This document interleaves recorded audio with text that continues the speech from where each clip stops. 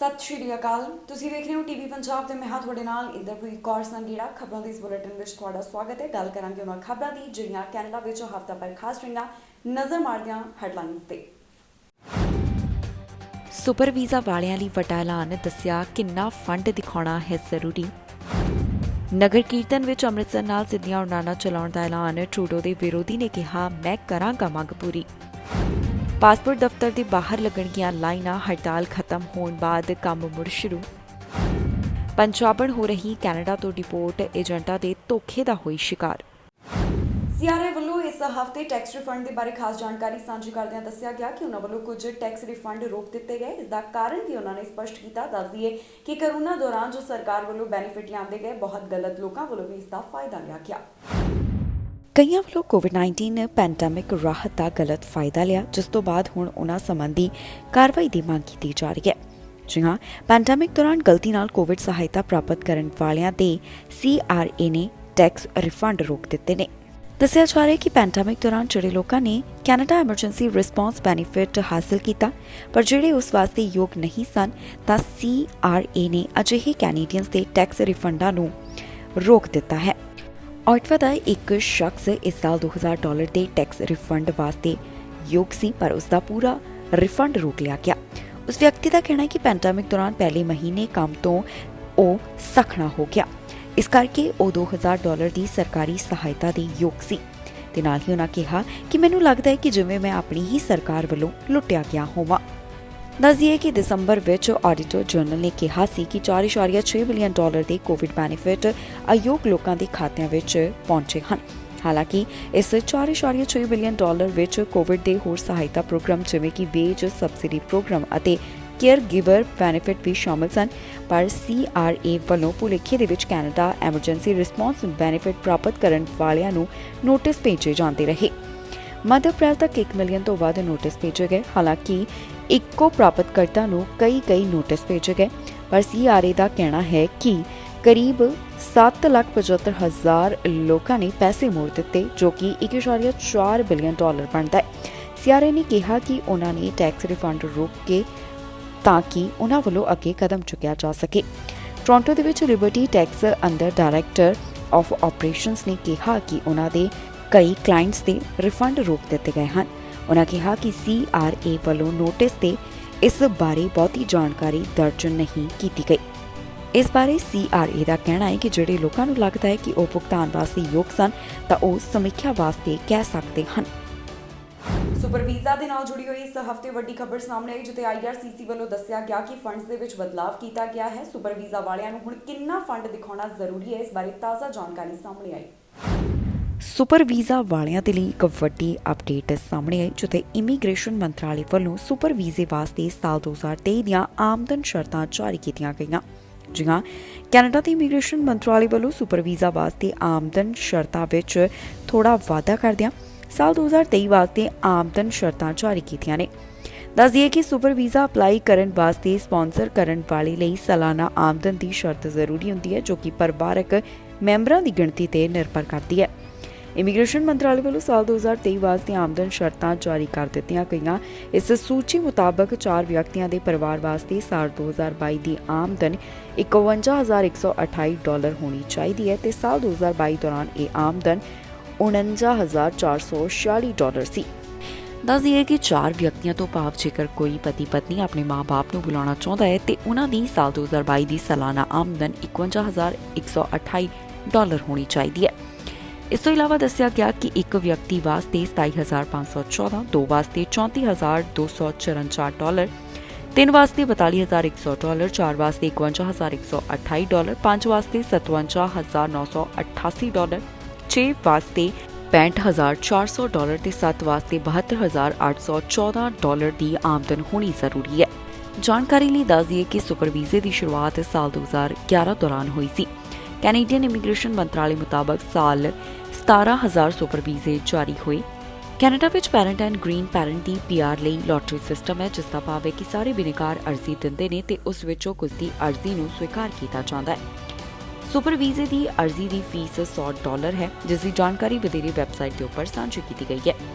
ਇਸ ਤੋਂ ਇਲਾਵਾ ਕੈਨੇਡੀਅਨ ਇਮੀਗ੍ਰੇਸ਼ਨ ਵਿਭਾਗ ਵੱਲੋਂ ਐਕਸਪ੍ਰੈਸ ਐਂਟਰੀ ਦੇ ਫੰਡਸ ਦੇ ਵਿੱਚ ਵੀ ਬਦਲਾਅ ਕੀਤਾ ਗਿਆ, ਜਿੱਥੇ ਦੱਸਿਆ ਗਿਆ ਕਿ ਇੱਕ ਮੈਂਬਰ ਵਾਸਤੇ $13,757, ਦੋ ਵਾਸਤੇ $17,127, ਤਿੰਨ ਵਾਸਤੇ $21,055, ਚਾਰ ਵਾਸਤੇ $25,564 ਦਿਖਾਉਣੇ ਜ਼ਰੂਰੀ ਹੋਣਗੇ।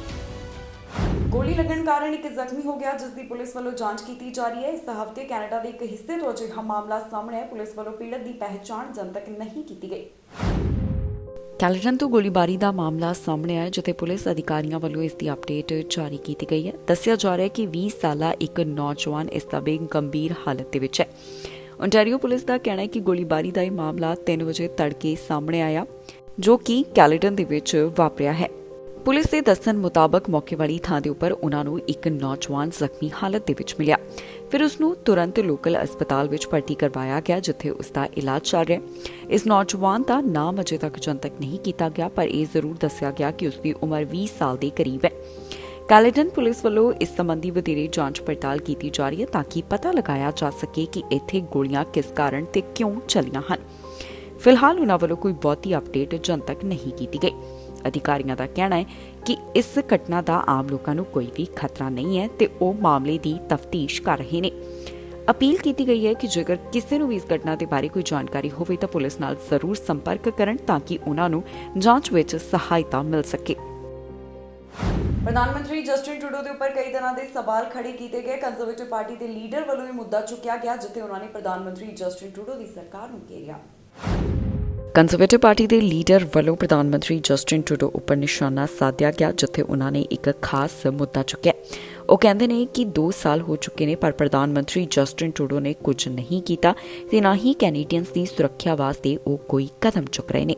2 years ago, in July of 2021, the government had a CSIS document showing that an agent for the dictatorship in Beijing was arranging to sanction and punish the family of a Canadian MP because of how he voted on the floor of the House of Commons. And yet for 2 years, this Prime Minister's government kept that agent accredited with diplomatic immunity, allowing him to abuse countless other Canadians of Chinese origin. How can we believe anything he says about protecting our national interests? The Right Honourable Prime Minister. Mr. Speaker, that's simply not true. It's actually irresponsible to suggest that any government might sit on a matter of such seriousness. Based on briefings that I received following yesterday's story, I know that steps have been taken to protect members when they could be in the spotlight of foreign actors because of the legitimate work they do in this place. And our security agencies will continue to independently do this important work, and I have indeed followed up directly with the member for Halton Hills to reassure him on this. The Honourable Leader of the Opposition. You can forgive the member for Halton Welland for not feeling reassured. Nobody should feel reassured. The Prime Minister says my question was false. What was false in it? We know there was a July 2021 document 2 years ago showing that an agent for the dictatorship in Beijing was threatening the family of a Canadian MP because he had stood up for human rights on the floor of this House of Commons. Now, normally that would be a criminal offence for anyone to do, but this individual has immunity granted by this government. Has the Prime Minister taken away that immunity and kicked the diplomat out of Canada? Yes or no? The Right Honourable. Toronto ਦੇ ਵਿੱਚ ਇਸ ਹਫ਼ਤੇ ਜੋ ਨਗਰ ਕੀਰਤਨ ਹੋਇਆ, ਉੱਥੇ ਪ੍ਰਧਾਨ ਮੰਤਰੀ Justin Trudeau ਵੱਲੋਂ ਸ਼ਿਰਕਤ ਕੀਤੀ ਗਈ। ਇਸ ਤੋਂ ਇਲਾਵਾ ਹੋਰ ਵੀ ਕਈ ਆਗੂ ਪਹੁੰਚੇ ਹੋਏ ਸਨ। ਪ੍ਰਧਾਨ ਮੰਤਰੀ ਨੇ ਖੁਦ ਦੇ ਸੋਸ਼ਲ ਮੀਡੀਆ ਪਲੇਟਫਾਰਮ ਦੇ ਉੱਪਰ ਵੀ ਇਸ ਦੀ ਜਾਣਕਾਰੀ ਸਾਂਝੀ ਕੀਤੀ, ਜਿੱਥੇ ਤਸਵੀਰਾਂ ਉਹਨਾਂ ਵੱਲੋਂ ਸਾਂਝੀਆਂ ਕੀਤੀਆਂ ਗਈਆਂ। ਟੋਰਾਂਟੋ ਵਿੱਚ ਵਿਸਾਖੀ ਸਮਰਪਿਤ ਨਗਰ ਕੀਰਤਨ ਦਾ ਆਯੋਜਨ ਕੀਤਾ ਗਿਆ, ਜਿੱਥੇ ਪ੍ਰਧਾਨ ਮੰਤਰੀ ਜਸਟਿਨ ਟਰੂਡੋ ਨੇ ਵੀ ਸ਼ਿਰਕਤ ਕੀਤੀ। ਪ੍ਰਧਾਨ ਮੰਤਰੀ ਨੇ ਇਸ ਦੀਆਂ ਤਸਵੀਰਾਂ ਖੁਦ ਦੇ ਸੋਸ਼ਲ ਮੀਡੀਆ ਪਲੇਟਫਾਰਮ ਦੇ ਉੱਪਰ ਵੀ ਸਾਂਝੀਆਂ ਕੀਤੀਆਂ ਹਨ। ਦੱਸਦੀਏ ਕਿ ਵਿਸਾਖੀ ਦੇ ਦਿਹਾੜੇ ਨੂੰ ਸਮਰਪਿਤ ਟੋਰਾਂਟੋ ਸ਼ਹਿਰ ਦੇ ਵਿੱਚ ਇੱਕ ਵਿਸ਼ਾਲ ਨਗਰ ਕੀਰਤਨ ਦਾ ਆਯੋਜਨ ਕੀਤਾ ਗਿਆ, ਜਿਸ ਵਿੱਚ ਸਿੱਖ ਸੰਗਤ ਵੱਡੀ ਗਿਣਤੀ ਸ਼ਾਮਿਲ ਹੋਈ। ਇਸ ਨਗਰ ਕੀਰਤਨ ਦਾ ਆਯੋਜਨ Ontario Sikh and Gurdwara council ਵੱਲੋਂ ਕੀਤਾ ਗਿਆ। ਇਹ ਨਗਰ ਕੀਰਤਨ CNE ਗਰਾਊਂਡ ਤੋਂ ਸ਼ੁਰੂ ਹੋ ਕੇ ਨੈਥਨ ਫਿਲਿਪ ਸਕੁਆਇਰ ਤੱਕ ਪਹੁੰਚਿਆ। ਇਸ ਮੌਕੇ ਕਈ ਵੱਡੇ ਸਿਆਸਤਦਾਨਾਂ ਵੱਲੋਂ ਹਾਜ਼ਰੀ ਭਰੀ ਗਈ। ਪ੍ਰੋਵਿੰਸ਼ੀਅਲ ਅਤੇ ਫੈਡਰਲ ਪੱਧਰ ਤੇ ਸਿਆਸੀ ਨੇਤਾਵਾਂ ਵੱਲੋਂ ਇਸ ਨਗਰ ਕੀਰਤਨ ਵਿੱਚ ਸ਼ਿਰਕਤ ਕਰਦਿਆਂ ਭਾਈਚਾਰੇ ਤੱਕ ਆਪਣੀ ਪਹੁੰਚ ਬਣਾਈ। ਕੈਨੇਡੀਅਨ ਪ੍ਰਧਾਨ ਮੰਤਰੀ ਜਸਟਿਨ ਟਰੂਡੋ ਸਮੇਤ MPs ਅਤੇ ਕੌਂਸਲਰਸ ਨੇ ਵੀ ਇਸ ਨਗਰ ਕੀਰਤਨ ਵਿੱਚ ਹਾਜ਼ਰੀ ਲਗਵਾਈ। ਟੋਰਾਂਟੋ ਤੋਂ ਇਲਾਵਾ ਬ੍ਰਿਟਿਸ਼ ਕੋਲੰਬੀਆ ਦੀ ਰਾਜਧਾਨੀ ਵਿਕਟੋਰੀਆ ਵਿੱਚ ਵੀ ਵਿਸਾਖੀ ਨੂੰ ਸਮਰਪਿਤ ਨਗਰ ਕੀਰਤਨ ਦਾ ਆਯੋਜਨ ਕੀਤਾ ਗਿਆ। ਇਸ ਨਗਰ ਕੀਰਤਨ ਵਿੱਚ ਭਾਈਚਾਰੇ ਦੇ ਲੋਕਾਂ ਵੱਲੋਂ ਵੱਡੀ ਪੱਧਰ ਤੇ ਸ਼ਮੂਲੀਅਤ ਕੀਤੀ ਗਈ। ਦੱਸੀਏ ਕਿ ਕੈਨੇਡਾ ਵਿੱਚ ਸਿੱਖ ਹੈਰੀਟੇਜ ਮੰਥ ਸ਼ੁਰੂਆਤ ਸਭ ਤੋਂ ਪਹਿਲਾਂ ਓਨਟਾਰੀਓ ਪ੍ਰੋਵਿੰਸ ਵਿੱਚ ਹੋਈ ਸੀ। ਮੌਜੂਦਾ ਐਨਡੀਪੀ ਲੀਡਰ ਜਗਮੀਤ ਸਿੰਘ, ਜੋ ਕਿ ਸਾਲ 2013 ਦੌਰਾਨ ਓਨਟਾਰੀਓ ਪ੍ਰੋਵਿੰਸ ਵਿੱਚ ਐਮਪੀਪੀ ਸਨ, ਉਨ੍ਹਾਂ ਵੱਲੋਂ ਅਪ੍ਰੈਲ ਮਹੀਨੇ ਨੂੰ ਸਿੱਖ ਹੈਰੀਟੇਜ ਮੰਥ ਵਜੋਂ ਮਨਾਉਣ ਵਾਸਤੇ ਮਤਾ ਲਿਆਂਦਾ ਗਿਆ ਸੀ। ਇਸ ਮਤੇ ਦੇ ਪਾਸ ਹੋਣ ਦੇ ਨਾਲ ਓਨਟਾਰੀਓ ਕੈਨੇਡਾ ਵਿੱਚ ਸਿੱਖ ਹੈਰੀਟੇਜ ਮੰਥ ਨੂੰ ਮਨਾਉਣ ਵਾਲਾ ਪਹਿਲਾ ਪ੍ਰੋਵਿੰਸ ਬਣ ਗਿਆ। ਸਰੀ ਤੋਂ ਪੰਜਾਬੀ ਮੂਲ ਦੇ ਮੈਂਬਰ ਪਾਰਲੀਮੈਂਟ ਸੁਖ ਧਾਲੀਵਾਲ ਵੱਲੋਂ ਅਪ੍ਰੈਲ ਮਹੀਨੇ ਨੂੰ ਸਿੱਖ ਹੈਰੀਟੇਜ ਮੰਥ ਵਜੋਂ ਮਨਾਏ ਜਾਣ ਵਾਸਤੇ ਹਾਊਸ ਆਫ ਕਾਮਨਸ ਦੇ ਵਿੱਚ ਇੱਕ ਮਤਾ ਲਿਆਂਦਾ ਗਿਆ ਸੀ ਤੇ ਸਾਲ 2018 ਵਿੱਚ ਇਹ ਮਤਾ ਪਾਸ ਹੋ ਗਿਆ। ਕੈਨੇਡੀਅਨ ਸਰਕਾਰ ਵੱਲੋਂ 30 ਅਪ੍ਰੈਲ 2019 ਨੂੰ ਅਪ੍ਰੈਲ ਮਹੀਨੇ ਨੂੰ ਸਿੱਖ ਹੈਰੀਟੇਜ ਮੰਥ ਵਜੋਂ ਮਨਾਉਣ ਦੀ ਮਾਨਤਾ ਦਿੱਤੀ ਗਈ। ਦੱਸ ਦਈਏ ਕਿ ਸਿੱਖ ਹੈਰੀਟੇਜ ਮੰਥ ਦੇ ਮੌਕੇ ਤੇ ਕੈਨੇਡਾ ਭਰ ਵਿੱਚ ਸਮਾਗਮ ਕੀਤੇ ਗਏ। ਲੰਘੇ ਹਫ਼ਤੇ ਸਰੀ ਦੇ ਵਿੱਚ 3 ਸਾਲਾਂ ਦੇ ਬਾਅਦ ਨਗਰ ਕੀਰਤਨ ਕੱਢਿਆ ਗਿਆ, ਜਿੱਥੇ 7 ਲੱਖ ਤੋਂ ਵੱਧ ਸੰਗਤਾਂ ਨੇ ਹਿੱਸਾ ਲਿਆ।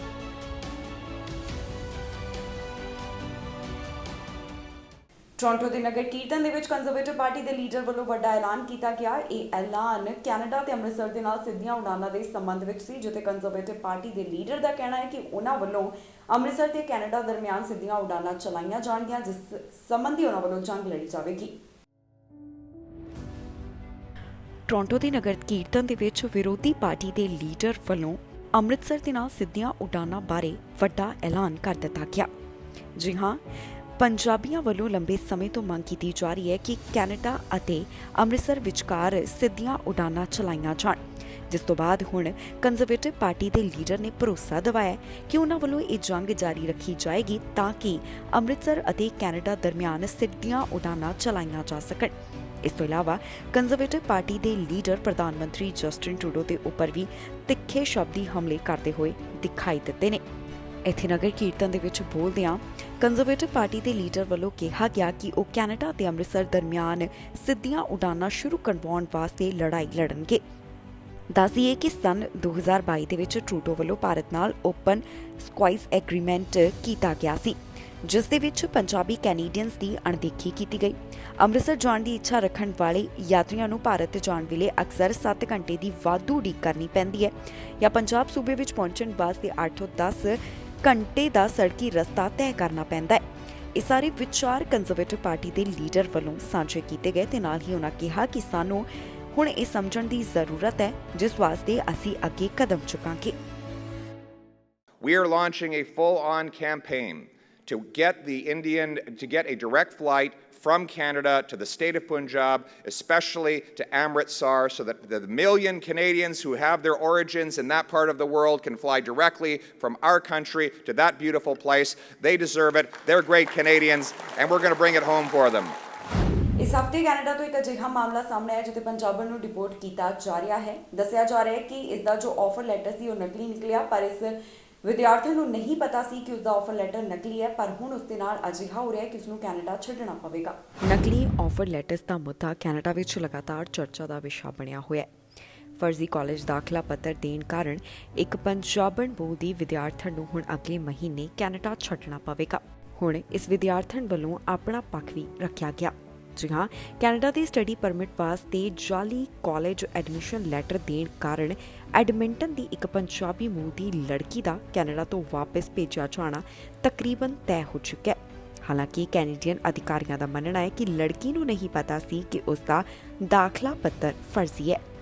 ਦੱਸੀਏ ਕਿ 29 ਮਈ ਕਰਮਜੀਤ ਕੌਰ ਦੀ ਕੈਨੇਡਾ ਤੋਂ ਵਾਪਸ ਭੇਜੇ ਜਾਣ ਦੀ ਤਾਰੀਖ ਨਿਰਧਾਰਿਤ ਕੀਤੀ ਗਈ ਹੈ, ਪਰ ਕਰਮਜੀਤ ਅਤੇ ਉਸਦੇ ਵਕੀਲ ਨੇ ਤਾਰੀਖ ਤੋਂ ਪਹਿਲਾਂ ਮਨੁੱਖਤਾਵਾਦੀ ਅਤੇ ਤਰਸ ਦੇ ਆਧਾਰ ਤੇ ਕਰਮਜੀਤ ਦੀ PR ਦੀ ਅਰਜ਼ੀ ਪ੍ਰੋਸੈਸ ਹੋਣ ਦੀ ਉਮੀਦ ਹੈ।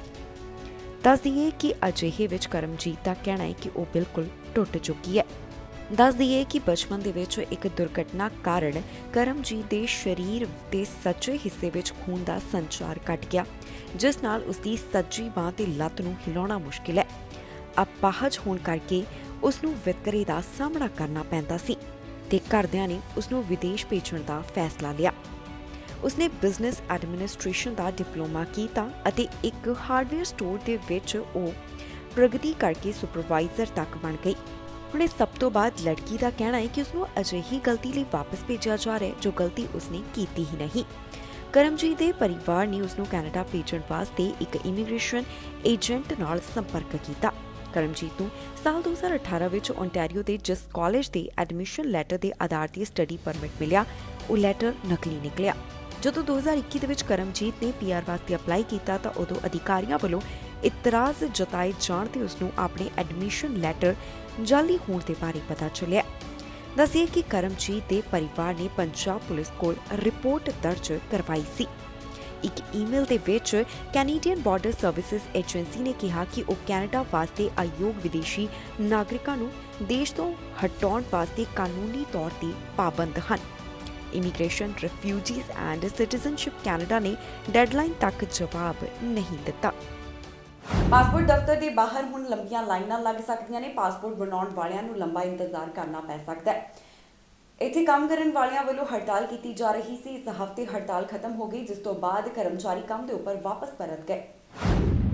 ਸਟ੍ਰਾਈਕ ਖਤਮ ਹੋ ਗਈ, ਜਿਸ ਤੋਂ ਬਾਅਦ ਪਾਸਪੋਰਟ ਸੇਵਾਵਾਂ ਮੁੜ ਤੋਂ ਸ਼ੁਰੂ ਹੋਣਗੀਆਂ। ਪਰ ਨਾਲ ਹੀ ਇਹ ਵੀ ਗੱਲ ਕਹੀ ਜਾ ਰਹੀ ਹੈ ਕਿ ਪਾਸਪੋਰਟ ਦਫ਼ਤਰ ਦੇ ਬਾਹਰ ਹੁਣ ਲੰਬੀਆਂ ਲਾਈਨਾਂ ਲੱਗ ਸਕਦੀਆਂ ਨੇ। ਜੀ ਹਾਂ, 1 ਲੱਖ ਤੋਂ ਵੱਧ ਫੈਡਰਲ ਕਾਮੇ ਹੜਤਾਲ ਦੇ ਉੱਪਰ ਸਨ। ਪਿਛਲੇ ਦਿਨੀ 1,20,000 ਕਾਮਿਆਂ ਵੱਲੋਂ ਕੰਮ ਦੇ ਉੱਪਰ ਵਾਪਸੀ ਕੀਤੀ ਗਈ, ਜਿਨ੍ਹਾਂ ਵੱਲੋਂ ਅਸਥਾਈ ਸਮਝੌਤੇ ਤੋਂ ਬਾਅਦ ਹੜਤਾਲ ਖਤਮ ਕੀਤੀ ਗਈ ਹੈ। ਹੁਣ ਜਾਣਕਾਰੀ ਸਾਹਮਣੇ ਆ ਰਹੀ ਹੈ ਕਿ ਪਾਸਪੋਰਟ ਦੀਆਂ ਸੇਵਾਵਾਂ ਜਲਦ ਸ਼ੁਰੂ ਕੀਤੀਆਂ ਜਾਣਗੀਆਂ, ਪਰ ਨਾਲ ਹੀ ਦਫ਼ਤਰ ਦੇ ਬਾਹਰ ਲੰਬੀਆਂ ਲਾਈਨਾਂ ਵੀ ਲੱਗਣ ਦੀ ਉਮੀਦ ਹੈ। ਦੱਸੀਏ ਕਿ public service alliance of Canada ਵੱਲੋਂ ਜਿਸ ਹੜਤਾਲ ਦਾ ਐਲਾਨ ਕੀਤਾ ਗਿਆ ਸੀ, ਇਹ ਹੜਤਾਲ 12 ਦਿਨ ਤੱਕ ਚੱਲੀ। ਹੁਣ ਹੜਤਾਲ ਖਤਮ ਹੋਣ ਤੋਂ ਬਾਅਦ ਸਰਵਿਸ ਕੈਨੇਡਾ ਦਾ ਹੈ ਕਿ ਉਹਨਾਂ ਨੂੰ ਲੱਗਦਾ ਹੈ ਕਿ ਆਮ ਨਾਲੋਂ ਜ਼ਿਆਦਾ ਲੰਬੀਆਂ ਲਾਈਨਾਂ ਦਫ਼ਤਰਾਂ ਦੇ ਬਾਹਰ ਦਿਖਾਈ ਦੇਣਗੀਆਂ। ਉਹਨਾਂ ਵੱਲੋਂ ਇਸ ਬਾਰੇ ਵਧੇਰੇ ਅਪਡੇਟ ਜਾਰੀ ਕਰਦਿਆਂ ਕਿਹਾ ਗਿਆ ਕਿ ਜਿਨ੍ਹਾਂ ਨੂੰ ਜਲਦੀ ਪਾਸਪੋਰਟ ਦੀ ਜ਼ਰੂਰਤ ਹੈ, ਉਹਨਾਂ ਦਾ ਕੇਸ ਪਹਿਲ ਦੇ ਆਧਾਰ ਦੇ ਉੱਪਰ ਹੱਲ ਕੀਤਾ ਜਾਵੇਗਾ। ਭਾਵ ਕਿ ਜੇਕਰ ਕਿਸਨੇ ਜ਼ਰੂਰੀ ਯਾਤਰਾ ਕਰਨੀ ਹੈ ਤਾਂ ਉਹਨਾਂ ਨੂੰ ਤਵੱਜੋ ਦਿੱਤੀ ਜਾਵੇਗੀ।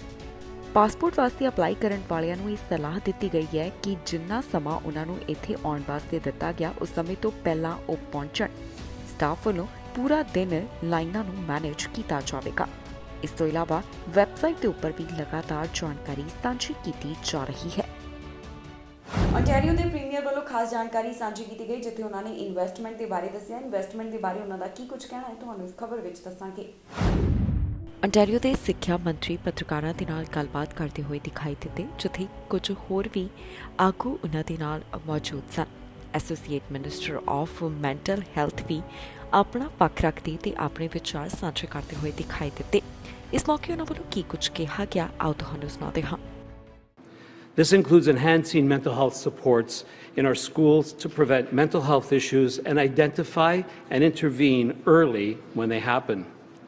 And it means measuring that there are strong linkages to community-based mental health care services so that students get the right care at the right time and in the right place. It also means investing in strengthening community-based services, including innovative initiatives such as youth wellness hubs, low barrier supports like the One-Stop Talk virtual walk-in counseling services and programs for eating disorders. We're better connecting young people to the services that are convenient for them, including strengthening the continuity of mental health care and youth in school in the broader community. This is part of our government's work to implement the Roadmap to Wellness, our comprehensive plan to build a world-class mental health and addiction system that better connects people to the safe, evidence-based care they need. This work is supported by an investment of $3.8 billion over 10 years. This investment will provide a 5% increase base funding to community-based mental health and addiction service providers, the largest increase in a decade.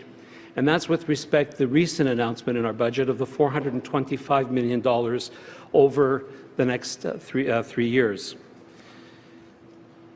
With the work that we're doing, we're making sure that we have strong linkages to community-based mental health care services, that the students get the right care at the right time at the right place. And the investment of the 5% increase in base funding community-based mental health is the largest increase that we've seen in a decade. In closing, I'd like to express my sincere appreciation to everyone in our education system for everything you do to help young people maintain good mental health and provide them with the assistance and resiliency skills they need to face their challenges. NDP leader Jagmeet Singh ਵੱਲੋਂ ਖਾਸ ਜਾਣਕਾਰੀ ਸਾਂਝੀ ਕੀਤੀ ਗਈ ਜਿੱਥੇ ਉਹਨਾਂ ਨੇ ਪੱਤਰਕਾਰਾਂ ਦੇ ਸਵਾਲਾਂ ਦਾ ਜਵਾਬ ਦਿੱਤਾ। ਇਸ ਮੌਕੇ ਦੇ ਉੱਪਰ ਕੀ ਕਹਿਣਾ ਹੈ ਐਨਡੀਪੀ ਲੀਡਰ ਜਗਮੀਤ ਸਿੰਘ ਦਾ ਤੁਹਾਨੂੰ ਇਸ ਖਬਰ ਵਿੱਚ ਦੱਸਾਂਗੇ। ਐਨਡੀਪੀ ਲੀਡਰ ਜਗਮੀਤ ਸਿੰਘ ਵੱਲੋਂ ਖਾਸ ਜਾਣਕਾਰੀ ਸਾਂਝੀ ਕੀਤੀ ਗਈ ਹੈ। ਹਾਊਸ ਆਫ ਕਾਮਨਸ ਦੇ ਬਾਹਰ ਉਹਨਾਂ ਵੱਲੋਂ ਪੱਤਰਕਾਰਾਂ ਦੇ ਸਵਾਲਾਂ ਦਾ ਜਵਾਬ ਦਿੱਤਾ ਗਿਆ ਜਿੱਥੇ ਉਹਨਾਂ ਨੇ ਕਾਫੀ ਗੱਲਾਂ ਨੂੰ ਲੈ ਕੇ ਸਾਂਝ ਪਾਈ ਹੈ। ਜਗਮੀਤ ਸਿੰਘ ਵੱਲੋਂ ਕੀ ਕੁਝ ਕਿਹਾ ਗਿਆ ਆਓ ਤੁਹਾਨੂੰ ਸੁਣਾਉਂਦੇ ਹਾਂ। So we've got 10 years of the Prime Minister being the leader of the Liberal Party. And in 10 years, life has gotten worse for Canadians, not better. And I want to talk particularly about the empty words and broken promises. There's been 10 years of leadership and 10 years of broken promises. And we'll be releasing a fact check about all the broken promises. But I want to single in on one particular one because it's hurting Canadians the most right now, and that's the cost of housing. The Prime Minister promised to make it more affordable for homes, make it more affordable for housing, and it's been the exact opposite. It's become more expensive than ever before. Rents have doubled since the Prime Minister has taken office. It is more expensive than ever to buy a home, and people are hurting. This is an example of a broken promise that is hurting Canadians. While he has made that promise to help out people, people have been struggling, but those that have been profiting off the housing market have been more wealthy than ever before, making more money than ever before, and that is wrong. We have to take this crisis seriously. We actually have to build more homes that are affordable. Donc, 10 ans de Premier ministre comme chef du Parti libéral et 10 ans des vides paroles, des promesses brisées. Et ça fait mal aux gens. Et on va partager les promesses brisées. Il y en a beaucoup, mais je veux cibler un maintenant parce que ça a un grand impact sur la vie des gens. Ça, c'est la promesse brisée par rapport à créer ou de rendre la vie plus abordable par rapport aux maisons ou le logement. C'est l'opposé. On a le pire bilan dans l'Occident. Le coût de loyer est doublé, le coût d'acheter une maison est explosé. C'est maintenant complètement impossible de trouver du logement abordable. Et c'est un exemple de ce que le Premier ministre a fait, parce qu'à l'autre côté, pour les gens qui gagnent des profits dans le marché immobilier, ils ont gagné plus d'argent de jamais dans leur vie. Donc, on doit prendre au sérieux cette crise, et on doit régler cette crise, et c'est clair que le Premier ministre ne peut pas la faire. ਇਸ ਦੇ ਨਾਲ ਹੀ ਜਾਂਦੇ ਇੱਕ ਵਾਰ ਫਿਰ ਤੋਂ ਨਜ਼ਰ ਮਾਰਦੇ ਹਾਂ ਹੈਡਲਾਈਨਸ ਤੇ। ਸੁਪਰ ਵੀਜ਼ਾ ਵਾਲਿਆਂ ਲਈ ਵੱਡਾ ਐਲਾਨ ਦੱਸਿਆ ਕਿੰਨਾ ਫੰਡ ਦਿਖਾਉਣਾ ਹੈ ਜ਼ਰੂਰੀ। ਨਗਰ ਕੀਰਤਨ ਵਿੱਚ ਅੰਮ੍ਰਿਤਸਰ ਨਾਲ ਸਿੱਧੀਆਂ ਉਡਾਣਾਂ ਚਲਾਉਣ ਦਾ ਐਲਾਨ ਟਰੂਡੋ ਦੇ ਵਿਰੋਧੀ ਨੇ ਕਿਹਾ ਮੈਂ ਕਰਾਂਗਾ ਮੰਗ ਪੂਰੀ। ਪਾਸਪੋਰਟ ਦਫ਼ਤਰ ਦੇ ਬਾਹਰ ਲੱਗਣਗੀਆਂ ਲਾਈਨਾਂ ਹੜਤਾਲ ਖਤਮ ਹੋਣ ਬਾਅਦ ਕੰਮ ਮੁੜ ਸ਼ੁਰੂ। ਪੰਜਾਬਣ ਹੋ ਰਹੀ ਕੈਨੇਡਾ ਤੋਂ ਡਿਪੋਰਟ ਏਜੰਟਾਂ ਦੇ ਧੋਖੇ ਦਾ ਹੋਈ ਸ਼ਿਕਾਰ। ਖਬਰਾਂ ਦੇ ਇਸ ਬੁਲੇਟਿਨ ਵਿੱਚ ਇੰਨਾ ਹੀ। ਫਿਲਹਾਲ ਮੈਨੂੰ ਇੰਦਰਪ੍ਰੀਤ ਕੌਰ ਸੰਗੀੜਾ ਨੂੰ ਦਿਓ ਇਜਾਜ਼ਤ ਤੇ ਤੁਸੀਂ ਵੇਖਦੇ ਹੋ ਟੀਵੀ ਪੰਜਾਬ।